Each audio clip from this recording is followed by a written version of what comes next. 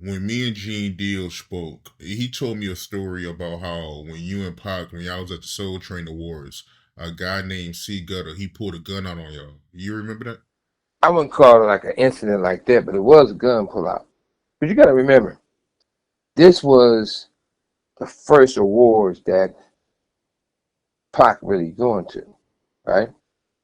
But it's never a coincidence, and because the first time I came home, went to the awards, and Puffy and what's the little dude who don't have any kids?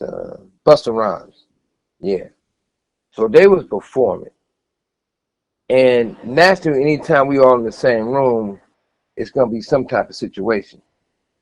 When Puffy threw his hat off or whatever, the homie Bunchy picked it up, stuffed it all on it, and fucked their performance up, and they went back in. So this is a known thing to how we act.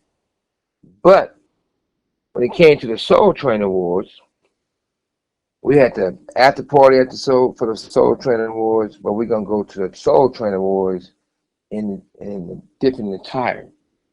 So when we got ready to go to the Soul Train Awards, we had at least close to 100 homies at that motherfucker with P-Funk shirts, sweatshirts on, and Pac had on army fatigues on, and he wasn't coming to the awards to like show his jewelry and show his clothes on.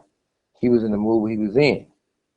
So that being said, we probably had, I don't know, maybe over 50 cars and a whole bus of the Bay homies in the car too. And for some reason, Gene probably know more than I knew on the other end. And somebody from my camp called and told him that we coming and we deep. So the police should only let me and Tupac in and don't let no one else in. So if you ever go to the Soul Train Awards and those events, they normally let you park your cars or whatever you're in inside and go inside you know, to the show. We thought it was strange because they closed the gates on us, wouldn't let us in. We never got a chance to drive inside the the show. So I guess they already had told Puffy and Biggie and them time we hit the gate. So they got the gate cracked open to talk to us. And the security and the police is there. We just bum rush the gate. We run in. As we bum rush the gate coming in, first person we see coming out is Puffy. And Puffy like, there go that motherfucker. There go one of them. And Puffy broke and dove under a motherfucking limo. So can't nobody get to Puffy under the limo. So from that point on, now we trying to make it our way to the inside the show, which we eventually pretty much did. And as we was doing that, you got the LAPD right there, you got the different security right there, and Pac on one, and a, a fool did pull out a burner. He ain't pointed at nobody, he didn't shoot nobody. So okay, you pull out a gun. It wasn't like a normal like, oh, they got a gun, they got a gun, because like I said, he put it out. To me, it seemed like he was putting it out for his own protection, like don't fuck with me, don't fuck with me, right? Because if you really want to shoot a motherfucker, you're gonna bust. You know what I mean? Straight up. So I don't know the dude and know the motherfucker, but he had a gun on his side. The police came and tripped. Still, they was tripping more on us than them, and that's that. So Pac was on some shit like shit. These motherfuckers always got the police on their side. And, that's neither here nor there, but at the same time, somebody did pull out a gun. At the same time, he didn't point it at nobody. They didn't bust at nobody. But I took it as he put it by his waist saying if a motherfucker gonna come do something to him, then shit, he gonna bust. Or that didn't stop motherfuckers from aggressively rushing him. Because I'm quite sure out of all those motherfuckers, a whole bunch of motherfuckers probably had burners. But that part is definitely true on that end. But the only thing messed that all up and made Pac try to figure it out, and everybody else is, why would these motherfuckers be waiting on us? Then it goes back to the old saying, why would you know if it's Gene or anybody else to call them or the police and let them know we on our way? And let them know that only that me and Pac can. Like they wouldn't even let us drive in the motherfucker. If we wouldn't have bum rushed the motherfucking gate and forced out everybody that's ran in there, wouldn't nobody even been in there. But when it's all said and done, is it was a good day for hip hop. We ain't the one got embarrassed, but some people got embarrassed and shit. Some people ran left, and a motherfucker did pull a motherfucking had his gun showing, and I'm quite sure he probably got arrested. I'm quite sure nothing happened. So that's just the way it was. Those was the good days. What was Pac saying when y'all had that run in? Pac, first thing Pac said is he finna beat Biggie's motherfucking ass. He said, I'm gonna beat this fat ass today. And he was like, don't nobody gotta jump in, I'm gonna beat his ass, and when I get through beating his ass, I know I can beat bitch ass Puffy. He's like, I'm gonna knock this nigga front buck tooth teeth out of his mouth. And this one, Puffy used to have real big teeth in the front before the surgeries and shit, so Pac was on that shit. But, it wasn't, and every person that we was with knew what they signed up for. They was coming to having fun. So that's what it is. I mean, but I think even all that would made hip hop. And Death Row helped Bad Boy. Bad Boy helped Death Row. Tupac helped Biggie. Biggie helped Tupac. What I mean by that, the competition was through the roof. It wasn't no fake shit. It was always excitement. Like you didn't know what was gonna happen at the awards. You didn't know if people was gonna hug each other, people was gonna fight each other, people was gonna talk about each other, but it was gonna be something that really went on, you know. And then at the same time, in their music, so these guys had something to talk about, something to rap about, because this type of shit was really it was what it was. They gonna talk this shit in the studio, and when they see each other like pit bulls, they finna go at it, and that kept the whole industry excited. I mean, people couldn't wait to go to the awards. They wanted to go to the awards to see, because when people performed then, they gave you a show. And if a bad boy got on the stage and performed, we didn't go and say, boo, that shit garbage, get that weak shit out of there. We'd be like, shit, they did that thing. That's a good ass song. That's a good ass show. And then my artist gonna say, we're gonna do better than that. So they gonna go on that stage, and I'm gonna have motherfuckers sometime in lowriders, sometime on bikes, and they gonna do their shit, right? So that made everybody who came had an incredible show. It was something to be proud about. And motherfucker was men. Motherfucker kept it gangster. If they didn't like somebody, even bitches was fighting. I remember one time, shit, we happened to sit behind Escape, and Jewel came over there and sat with us, and Jewel was on the bullshit, talking shit, death row shit, death row shit. And then the big girl in Escape, I guess she was gonna step up for the little girls of Escape. Shit, Jewel grabbed a whole fistful of hair. Told that bitch, you say something, I'm gonna beat your ass. And it was always something was gonna happen.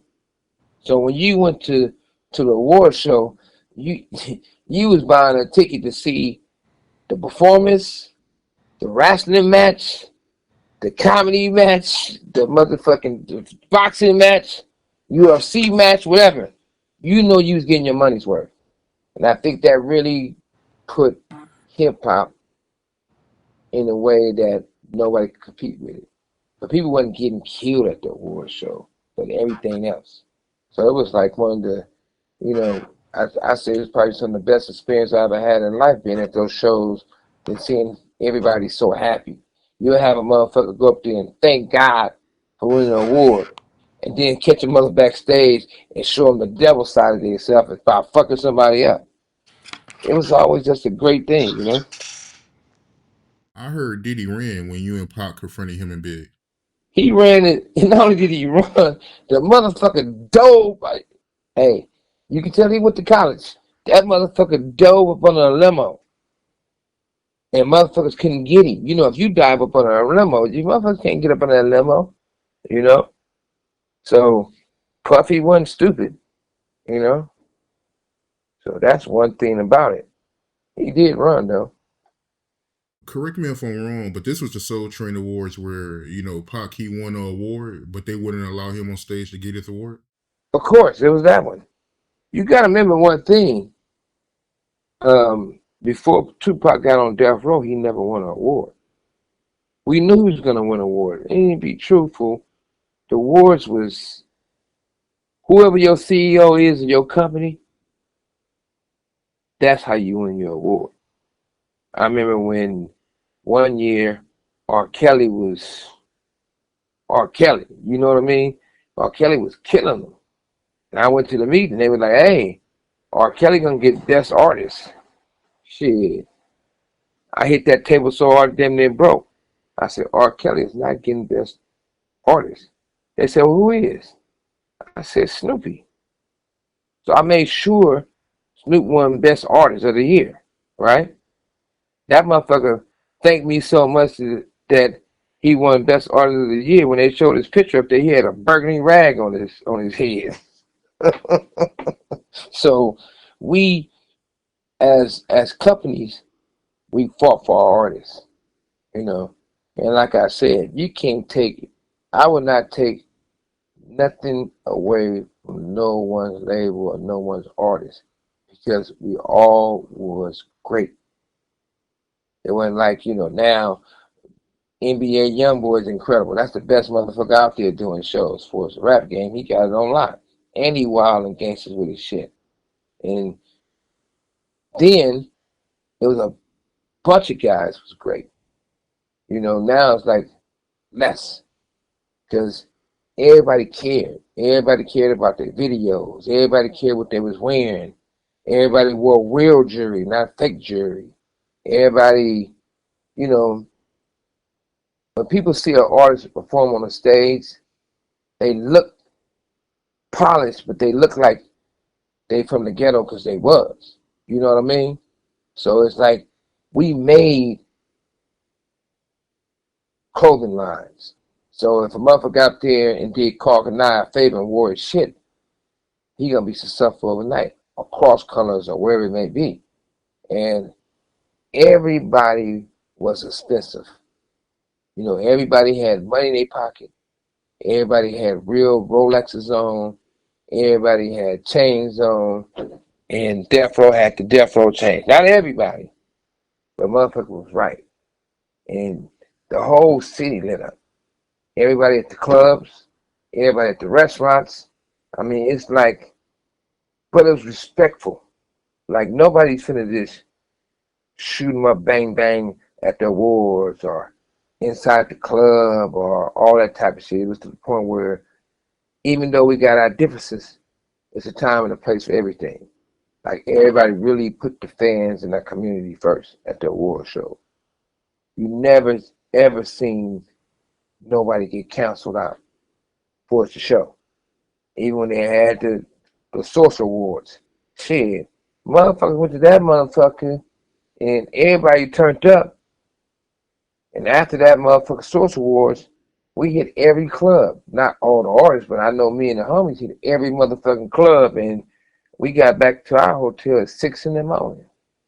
So it was just an amazing thing to see so many black people have so much fun. Regardless if it's aggressive or whatever it means, but everybody still had fun. They need that back, and be fair. See, we was fair about it. Like now, you take the new artists, they might talk bad about NBA Youngboy. He the hottest motherfucker on the planet, hands down. This motherfucker go to Dallas and sell out, 6 times straight, come to LA, take over the whole motherfucking city. They love that little dude, right? And at least he keep it fair. So if motherfucker said something about him when he was locked up, you can't expect him not to turn it down since he out. That dude is incredible. And I think guys like him and Chris Browns or They bringing the excitement back to hip hop. Because without the excitement, it's not hip hop. You got to be a hip hop artist. You're a rapper. You supposed to have nuts, class, style, and heart. Or you a bitch. Right, right. But to go back to that award show, why couldn't Pac get his award? Well, me and John Canillas were friends because my relationship with Dick Griffey. Who Dick Griffey and a guy named Tootie Reese sort of started Soul Train with Don Canillas. So the respect part was there. So Don Canillas and I was friends. But Don Canillas and Puffy was lovers. Big difference, you know? So they gonna get a little more juice, you know. You know how they say, we saying blood and blood is thicker than water, but calm is thicker than blood. So Puffy had way more juice with Don Canillas than I. So that's why Pac didn't get his award. Rest in peace, Don Canillas.